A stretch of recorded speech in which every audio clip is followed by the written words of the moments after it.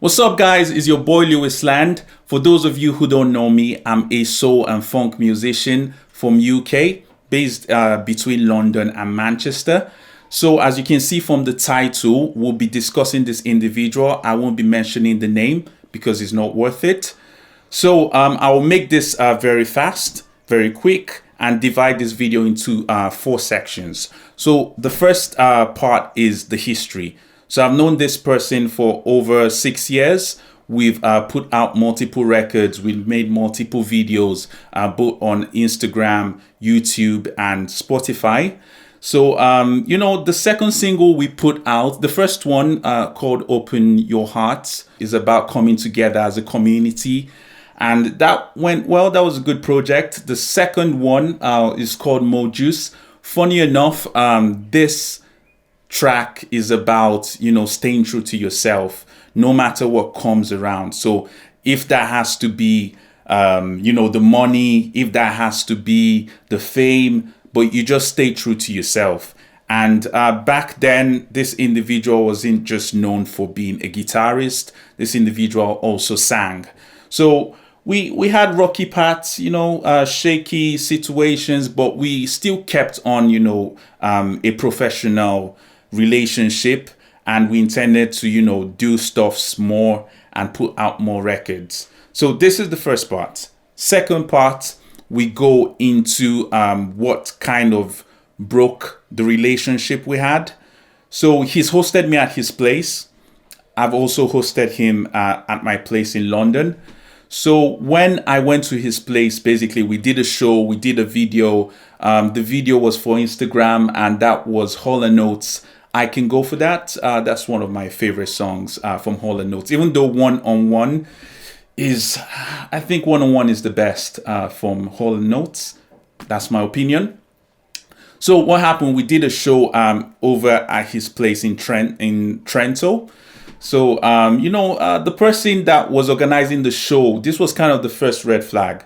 The person pulled me aside and told me, "Look, you're coming from the UK, but you're the only one that has posted this show, that has tagged us, and that has kind of, shown some appreciation." And that was kind of weird because, I was playing in a band with locals. They're from the area. And he never shared or posted, the location, the venue, the gig. And the owner of the venue was very thankful. I was like, that's what you do as a musician. You kind of have to let people know you're playing somewhere, appreciate the people that are hosting you and stuff like that. But anyway, that being said, nice show. Came back to London. Then for the couple of months, we started discussing about doing a show. This would have been his first show in the UK.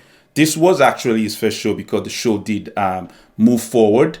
But I hosted him at my place, and we were talking for months on how to make this show happen. And, ticket sales, the capacity. So I ended up hiring the venue and organizing my band and bringing also a second artist to kind of open. So, he came over to my place in London while I was working, because I work as a musician. It's difficult just making music. So you need kind of a side hustle or a job, especially in London, to promote your music and keep on going. So while I was working, I'll come back.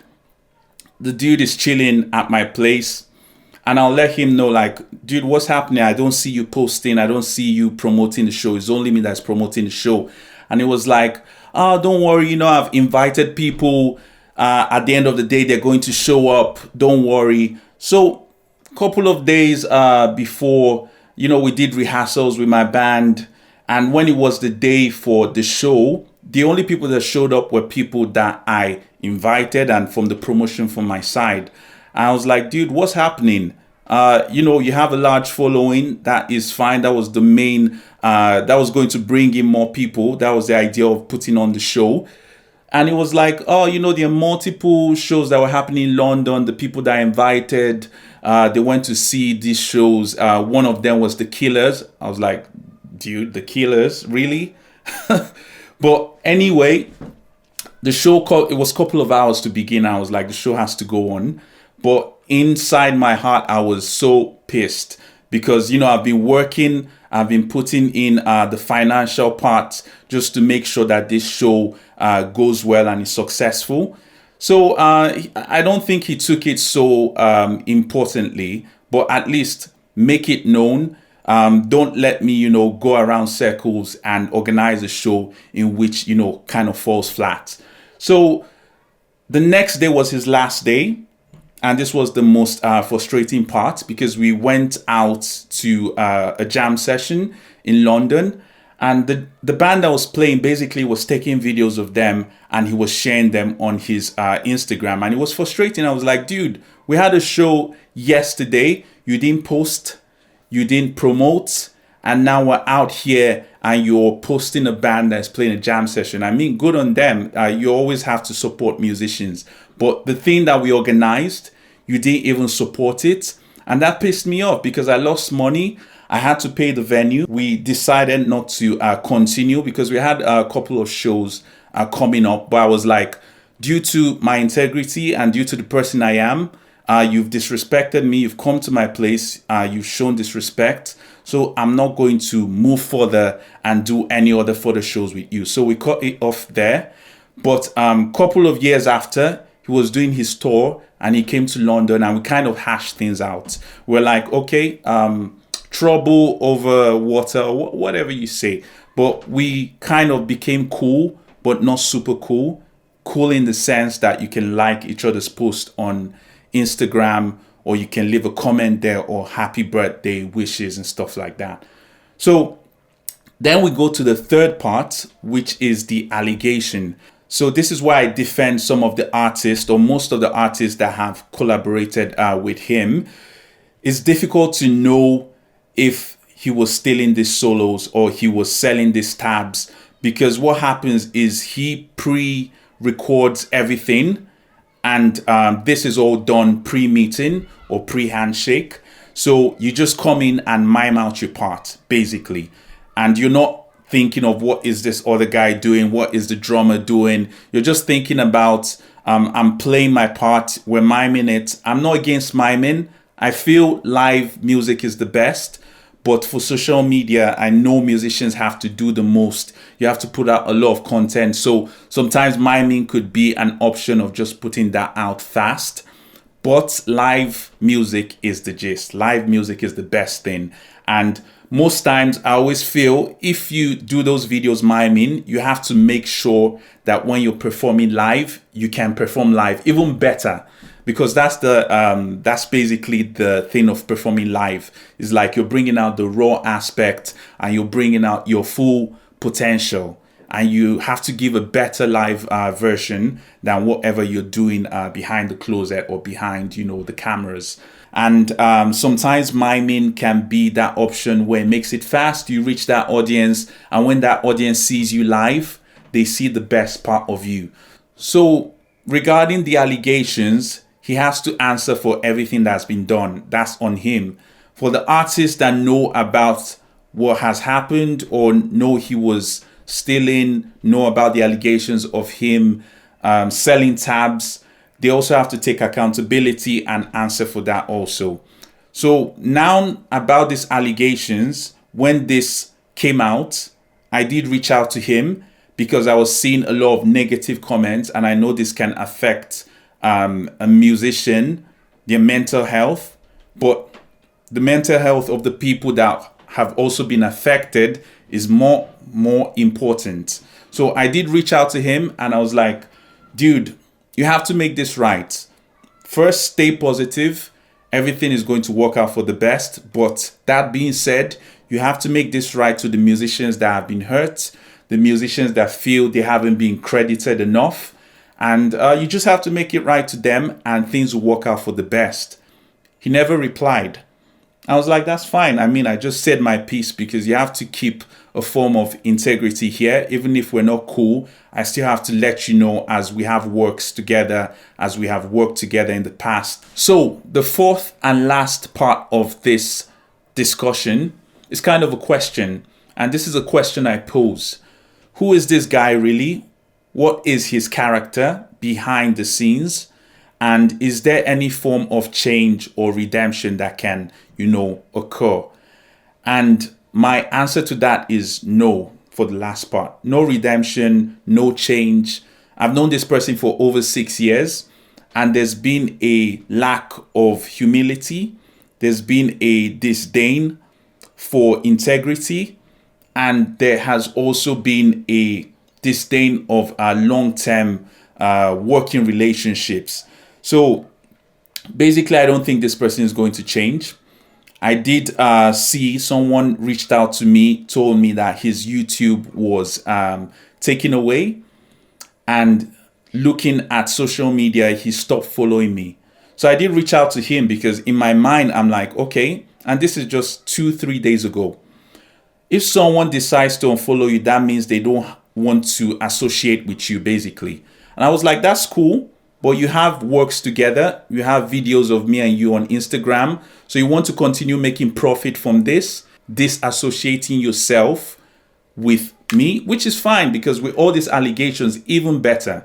I don't want to be associated with someone that is this dense, far dense. So I was like, I wrote him and I told him, dude, you've unfollowed me, which is fine. You don't need to explain why, and I don't care. But remove everything, all the works that we've had, the videos, the music, everything, remove it, because it has to be done by the end of the weekend. Because if not, then you're going to see a different side. And he came back laughing. So already that laughing, remember, we're talking about the person's character. And this is something of recent. So 2 days ago, with all the whole allegations, with everything happening, this means this person doesn't care. This means this person hasn't changed. So he came back with a laughing emoji at my message, which is fine. Then he wrote me saying just few words. He said, dude, get help. I was like, you can imagine from what high ground of morality, someone that has allegations of stealing, someone that has allegations of stealing from people that are well-known, people that are not so known, and selling their tabs, selling guitars from people that have sent him products. And that's just a level of, I can't even use any word now at this moment. I'm speechless. I was like, dude, from what kind of moral high ground can you speak to me? Look, I'm not that kind of person to play that with. Like, if you're in front of me and you say that kind of shit, you can't even say that, because that's the kind of character he is. He's a coward. He hides behind other people. He hides behind great musicians so that they can bring him up, and then he can be this person that is, oh, I'm this genius. And I've seen the video of Rick Beato yesterday, and it kind of proves the point. You don't have the talent. You're not there because of your talent. You're there because of you've used other people. You've played with different cultures, and you've kind of been a culture vulture for this long, and I'm calling it out.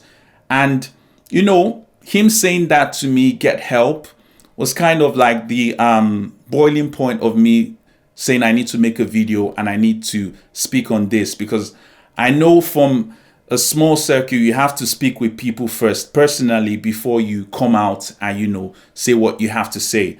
I also saw the video of the guy, Charles, saying he lost money dealing with this person for the studio and stuff like that. That's also why I lost. I lost money paying the venue, and I lost money, organizing the whole show of him coming to London, and waste of money, waste of time. And it is what it is. I'm happy that it's finally over between me and him. And he's blocked me, as he's been blocking people and, blocking comments and stuff like that. I've also blocked him, which is fine. So as I said, I'm not mentioning this guy's name. I won't be mentioning it ever. And, moving on, I believe most musicians, upcoming musicians, younger musicians are going to learn from this and learn that all you have is your reputation, all you have is your name, and all you have is the company you keep.